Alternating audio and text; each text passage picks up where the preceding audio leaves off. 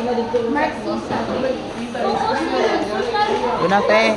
Pusga, pusga. power struggle. Feminism. Analyzing how gender roles and the female experience are portrayed. Psychoanalytic. Looking at the hidden desires or traumas of characters based on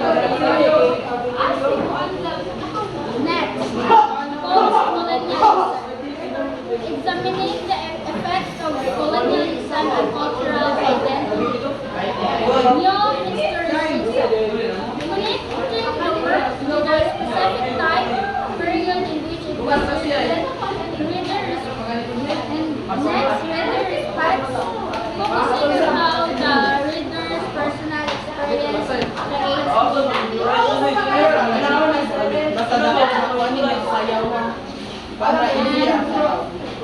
work and theories for specific themes.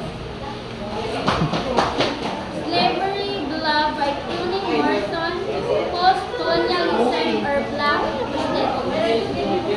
Next, Inequality, The Great Gatsby by F. Scott Fitzgerald, Marxism, deals with the gap between old and new money.